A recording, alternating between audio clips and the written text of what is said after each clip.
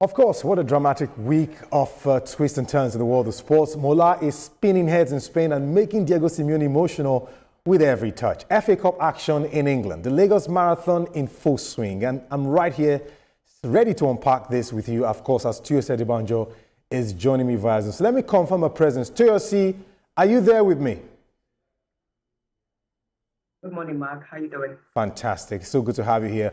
But hold on, let's get right into the business. Now, Serena Williams has been cleared to return to professional tennis from February 22nd after re-entering the sport's anti-doping testing pool. Now, according to the ITIA, the 23-time Grand Slam champion has not confirmed the comeback, but has fueled speculation after avoiding questions about her future in a recent interview. Williams, 44, has not competed since the 2022 US Open and last won a major title in 2017. Williams has not played since then, and of course, with her most Grand Slam singles coming around the 2017 era. All right, Tuyose, this is more like a welcoming news for quite a number of people because it appears the OGs are getting bored, you know, staying out of the sports. But I saw her new look recently, and I wasn't too worried, but I felt there was something in the offing. What is your standpoint, understanding that Serena might just be making a comeback to tennis?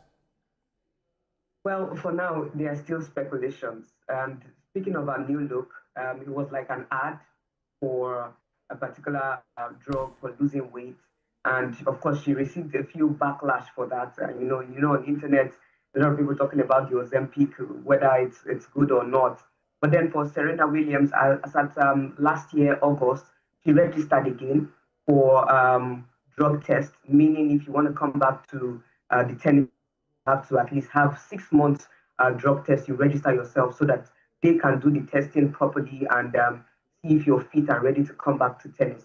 And when they talk about the drug test, meaning whether you don't have any drug that is against the drugs that have been listed for the anti-drug stuffs against when it comes to sport or when it comes to tennis and football. And she has been cleared for that too as well.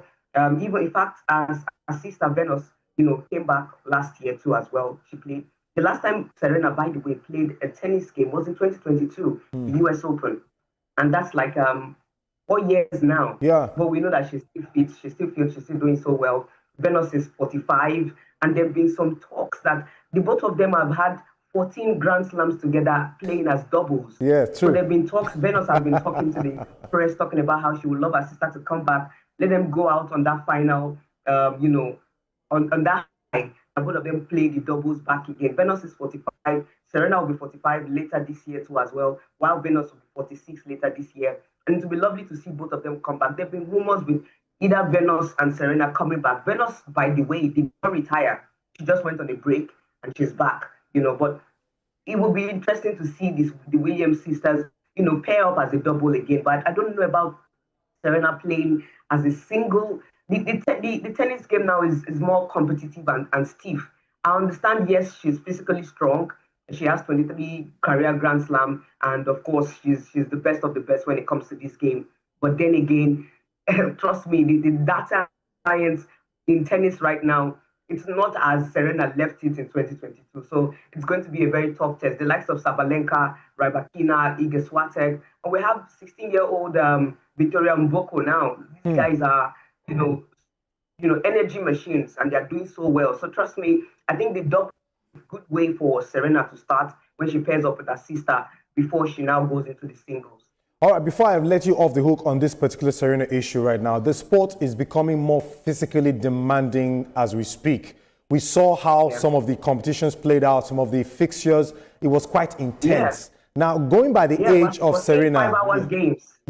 Going by the age of Serena right now, what do you think is going to be the outcome? Do you think she'll be able to, hit that point and meet up with the kind of competitiveness that's involved in the sports right now? That's my fear. All right. Yeah, a perfect example was the last Grand Slam Open final, rather, the Australian Open. You saw Sabalenka and Rybakina. The favorite was actually Sabalenka, of course, world number one. But Rybakina too is top up there, and that was like a revenge game for her. We saw how that game went into. Usually, it's a 2 set for the female counterpart there. Sure. But it went into 3 straight sets because it was really, really tough. And I think we had like almost an hour or so. You could see how the Yannick Sinner and Novak Djokovic played out too. You could also see how the Alcaraz and what's the name of this young man? The Alcaraz and Zverev went out. 5 hours, 29 minutes.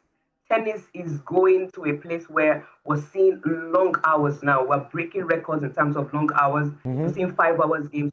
I'm not going to be surprised. Come this year, we'll probably see almost a 6-hour tennis match. And that's what is interesting right now, because the data, the science going into tennis, it's a different ball game now. The energy up there, the strength, the physicality is a different ball game. All right. I really don't know if Serena will come back to meet the same tenacity that she left before, but she would have to up her game. Okay. Back into the tennis. Well, we wish her all the best. That's just all I would have to say right here.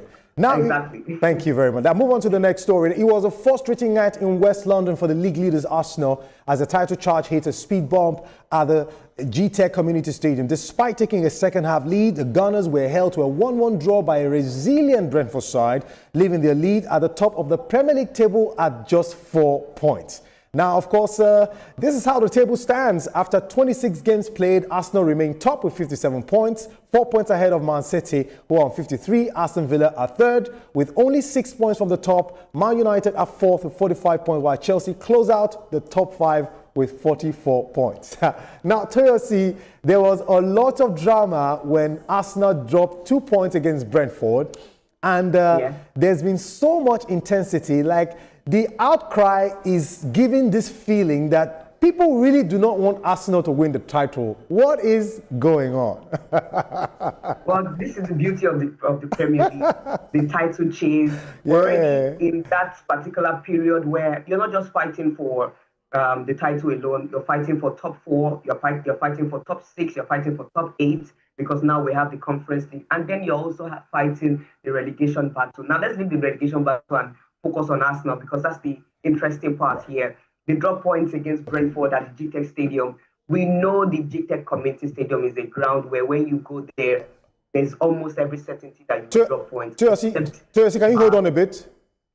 Okay. Hold on a bit. There's a breaking news right now. Well, of course, the front runners at the Lagos Marathon currently right now are already at the Eco Atlantic City, arena at the moment. These are the ones who have actually done well with enjoying the beauty of the race. And of course, you could say their lungs are healthy enough to get them this far. And this is exactly what is happening right here on your screen. Of course, it's quite intense. Whatever you say it is, I think the winners are already in the arena, talking about the Eco Atlantic City atmosphere. Well, not there, but almost there. The finish line not too far. Finish line in sight.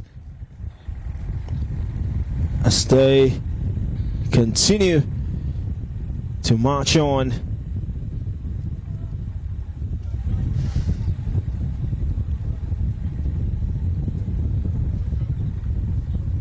Still got the time to beat as far as our last winner is concerned. Just as I said earlier, the race for top international honors usually goes down to the tight finish that we always see in the last 10 kilometers. And you don't also forget the Nigerian athletes who compete not just for position, but for national category honors and substantial prize money, like I mentioned earlier. But look at what we have at this point. This man is actually setting the pace again. It looked like he was tiring out, but I actually looked behind him and saw that he was being caught up with, and he gives that distant run. This makes it even beautiful, showing that he's got something inside of him that none other athletes has got. 2 minutes 11 or 2 hours 11 minutes run already. Still keeping that pace, and this makes it even brilliant for him.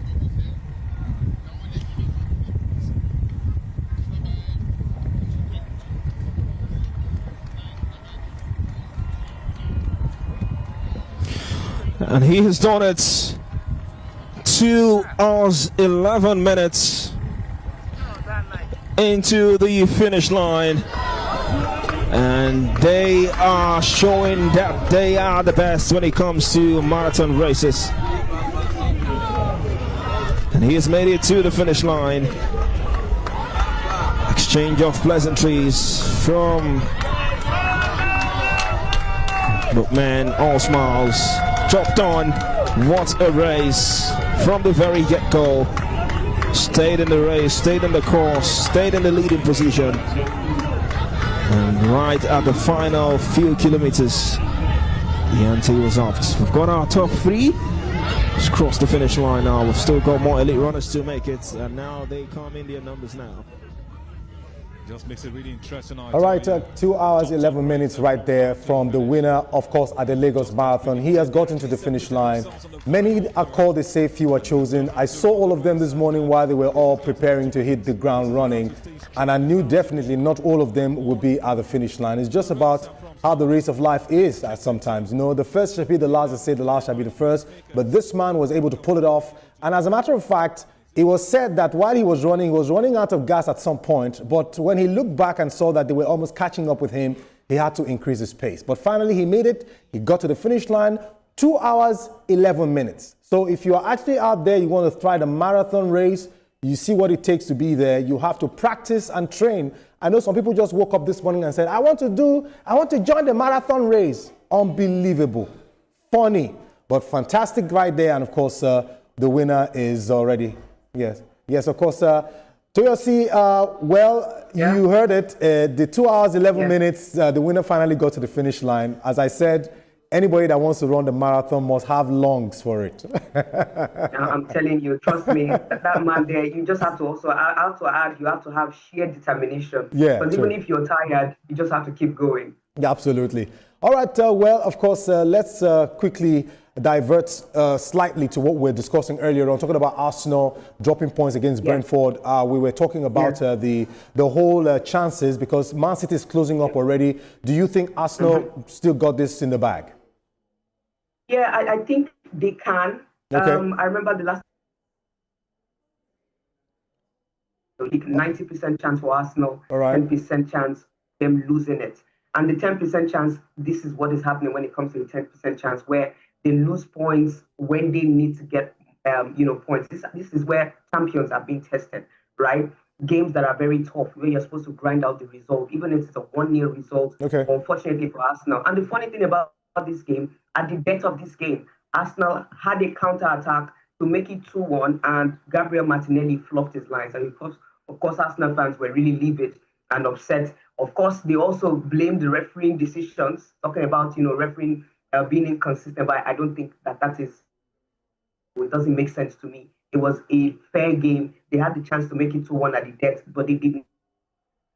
Okay. City a chance to chase them. And I remember when Jurgen Klopp said something, that when Manchester City is chasing you, trust me, you would definitely feel the pressure. All right, let's move on to our next story. Atletico Madrid tore Barcelona apart with 4 first-half goals to secure